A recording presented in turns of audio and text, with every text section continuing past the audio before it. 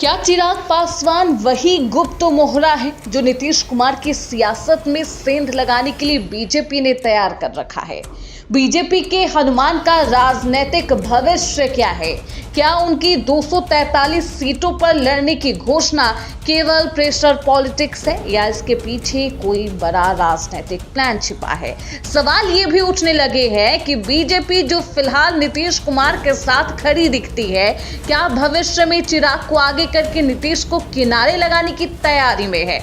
बिहार में तेजी से बदलते सियासी समीकरणों के बीच चिराग पासवान का किरदार अहम होता जा रहा है और चिराग के वो माइनस पॉइंट्स क्या हैं जो बीजेपी देख रही है, इसलिए चिराग पासवान को कम सीटें ऑफर की जा रही है, बताएंगे इस रिपोर्ट में। चिराग पासवान जो खुद को प्रधानमंत्री नरेंद्र मोदी का हनुमान बताते हैं, अब पूरी तरह से बिहार की 243 सीटों पर चुनाव लड़ने का प्लान बना रहे हैं। इसका असर एनडीए पर होगा, ये तय है। 2020 में उन्होंने 137 सीटों पर उम्मीदवार उतारे, लेकिन केवल एक सीट मिली, वो भी बाद में जदयू के खाते में चले गई। अब जब लोकसभा 2024 में उन्होंने 5 सीटों को जीतकर खुद को ताकतवर साबित कर दिया है, तो वह अपनी पार्टी लोजपा रामविलास को गंभीर खिलाड़ी के तौर पर प्रोजेक्ट करना चाहते हैं। लेकिन यही वो माइनस पॉइंट है, नीतीश कुमार के साथ उनकी कोई ट्यूनिंग नहीं है और चूंकि बिहार में एनडीए की सीट बंटवारे की चाबी अभी भी नीतीश के हाथ में है, ऐसे में चिराग के लिए स्थिति चुनौतीपूर्ण होती जा रही है।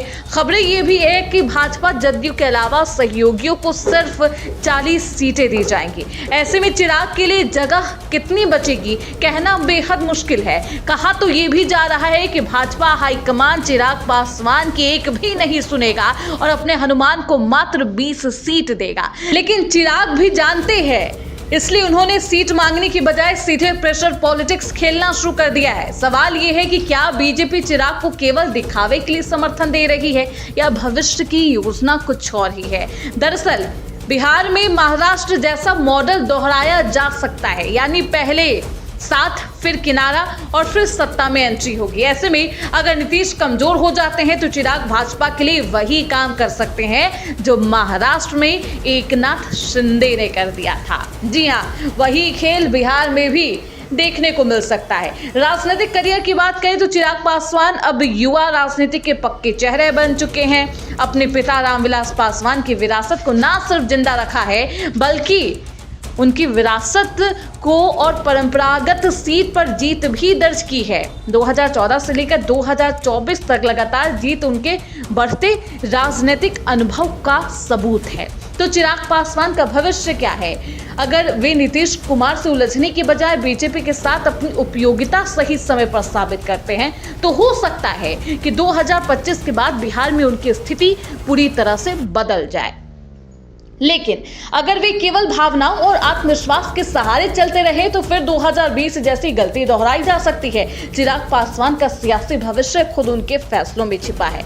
अगर वक्त की चाल को सही पढ़ लिया तो बिहार की सियासत का अगला चेहरा चिराग भी हो सकते हैं, नहीं तो 243 सीटों में लड़ना महज शोर बनकर रह जाएगा।